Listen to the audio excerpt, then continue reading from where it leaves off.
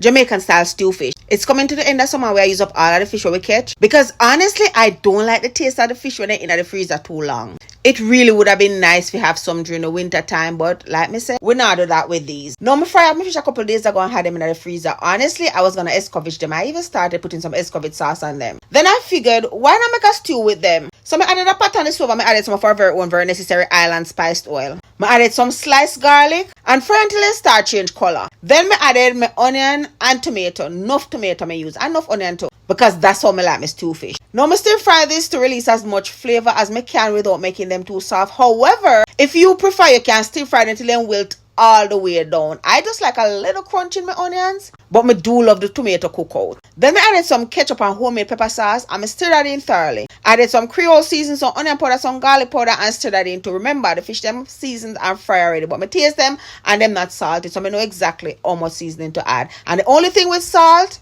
is the Creole seasoning. Stir all that to combine and then I added some hot water. I stir in my hot water thoroughly just to make sure I get all of my ketchup dissolved. Because we know when we're done with the lumpy ketchup. I added a little Maggi seasoning. And then I go in with all my fried fish. Now the amount of water that you add is going to depend on the amount of gravy that you want. So I added that amount of water with the intention that it's going to boil down. But you definitely don't want too much because you don't want your fish then softy and water. To the sauce, you can add a little tip of browning if you like. You may notice some people do that. I don't do that. This is exactly how I like my stew fish. But nothing wrong if you feel like adding a little browning. Go ahead and just do that. Cover that down and let it reduce. And once the sauce reaches the amount where me want, it's good and ready. And it really not take long. I'm going to do all of this on high. I'm going to serve this up with some white rice, some seasonal vegetable, and some fried turned plantain. By turned plantain, I mean it not green, but it not fully ripe. It's just in between. And one thing with me, my stew fish never miss. Everything came out perfect, just the way I want it. As you can see, the tomato them cook out, but I still have a little crunch in my onions. Now, apart from just the tomato and the onion, you can always add scallion, thyme, scotch bonnet pepper, sweet pepper, bell pepper. I do sometimes, but I didn't have that today. And I never feel for that tonight, to be honest with you. The scotch bonnet was already in my pepper sauce because this is my